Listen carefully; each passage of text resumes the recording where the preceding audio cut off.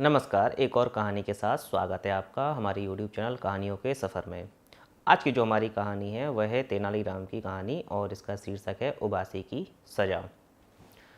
तेनालीराम अपने घर पर बैठे हुए थे, तभी उनके पास एक संदेशवाहक आता है। संदेशवाहक महारानी तिरुमाला का संदेश लेकर आया था। संदेश को पढ़कर तेनालीराम उठते हैं और तुरंत ही राजमहल की ओर चले जाते हैं।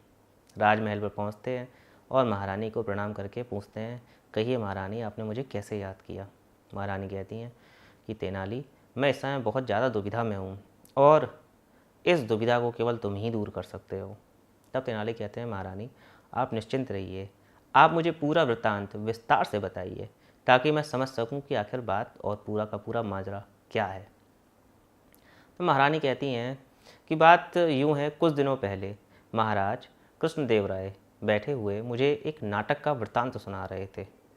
वृत्तांत को सुनते सुनते बीच में मुझे उबासी आ गई और ज्यों ही महाराज ने मुझे देखा कि मैं उबासी ले रही हूँ और उनको यह एहसास हुआ कि मेरा उनके नाटक में कोई रुचि नहीं है, तो इस बात को देखते हुए महाराज मुझसे नाराज़ हो गए और जब वो नाराज़ हुए तो वह उस कमरे से बाहर चले गए।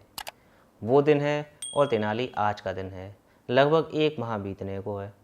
महाराज ने मुझसे तब से बात ही नहीं की है। मैंने काफ़ी प्रयास किया कि महाराज से मैं बात करूं। मैंने अपने किए की माफ़ी भी मांग ली, जबकि मुझे ऐसा नहीं लगता कि इसमें मेरी कोई गलती थी, लेकिन फिर भी महाराज की नाराज़गी को देखते हुए मुझे ऐसा लगा कि मुझे माफ़ी मांग लेनी चाहिए।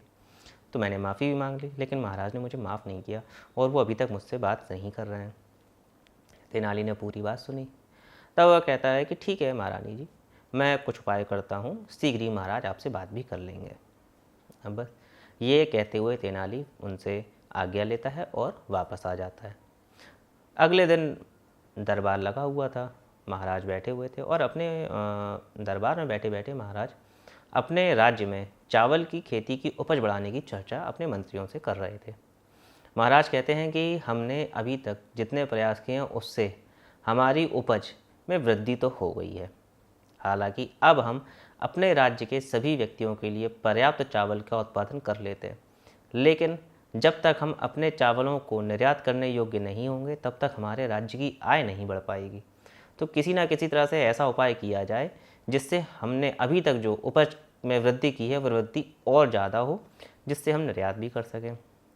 मंत्री जो वहाँ पर उपस्थित थे, कृषि मंत्री और अन्य मंत्री, वो वे सोच विचार करते हैं और उपाय ढूंढने का प्रयास करते हैं। इसी बीच में तेनालीराम कहते हैं, महाराज एक किस्म है और वहाँ पर कई चावलों की किस्म रखी थी, उन्हीं में से एक किस्म का दाना उठाकर तेनालीराम कहते हैं, महाराज ये जो किस्म है, ये किस्म हमें उपज बहुत ज़्यादा दे सकती है। तब महाराज पूछते हैं कि तेनालीराम, तुम ये बताओ, क्या हमारे यहाँ की मिट्टी, हमारे यहाँ की जलवायु और यहाँ की खाद पानी में यह फसल बहुत ज़्यादा उग सकती है? क्या इसका उत्पादन ज़्यादा वर्तमान उत्पादन से बहुत ज़्यादा हो सकता है? तेनाली कहता है, हाँ महाराज, बिल्कुल हो सकता है। उसके लिए लेकिन कुछ शर्तें हैं। तो महाराज पूछते हैं, अच्छा कैसी शर्तें? तो तेनाली कहते हैं कि केवल इतनी सी शर्त है महाराज कि इस चावल को भूमि में बोने वाला, उसको सींचने वाला और इस फसल को काटने वाले को कभी उबासी ना आई हो, क्योंकि अगर उसे उबासी आई होगी तो यह चावल की फसल सामान्य रहेगी और अगर उसको उबासी कभी ना आई हो तो यह चावल की फसल बहुत ज़्यादा तेज़ी से बढ़ती है। अब महाराज गुस्सा हो गए। वह क्रुद्ध होते हुए बोले कि तेनालीराम, क्या मूर्खतापूर्ण बातें करते हो? भला इस संसार में कोई ऐसा व्यक्ति है जो बिना उबासी के, जिसने कभी उबासी ली ही ना हो? तेनालीराम हाथ जोड़कर सिर झुकाते हुए कहते हैं, महाराज मुझे तो इस बात की जानकारी नहीं है। मुझे तो ऐसा ही लगता है कि उबासी लेना एक जुर्म है और वह कई लोगों को नहीं आती है, और मैं तो क्या, हमारी महारानी साहिबा भी इस बात को लेकर सकते में है कि हो सकता है कई लोगों को उबासी ना आती हो, तो उनको भी इस बात पे संशय है। अब आप रुकिए, मैं महारानी साहिबा से कह के आता हूँ कि उबासी लेना एक सामान्य बात है, यह कोई जुर्म नहीं है। अब महाराज जब तेनाली की बात सुनते हैं तो वह तुरंत अपने पुराने दिनों को याद करते हैं और उन्हें याद आ जाता है कि उनका झगड़ा इसी उबासी को लेकर महारानी से चल रहा है। तो वह तेनाली से कहते हैं कि आप रुकिए तेनालीराम, मैं स्वयं दरबार के बाद वापस जाकर महारानी से बात करूंगा। जब दरबार ख़त्म हो जाता है, महाराज शाम को अपनी महारानी तिरुमाला के पास जाते हैं और अपने किए की माफ़ी मांग लेते हैं। इस तरह से उन दोनों के बीच में जो मनमुटाव था वो तेनालीराम की बुद्धिमत्ता से सुलझ जाता है। तो ये कहानी तो यहीं तक। यह कहानी हमें यह सीख भी देती है कि हमें बिना सोचे विचारे कोई भी गलत फैसला नहीं करना चाहिए। यह कहानी यहीं तक है। आपको यह कहानी कैसी लगी हमें कमेंट करके बताइएगा। वीडियो अच्छा लगा हो तो वीडियो को लाइक कीजिएगा और चैनल को सब्सक्राइब कीजिएगा।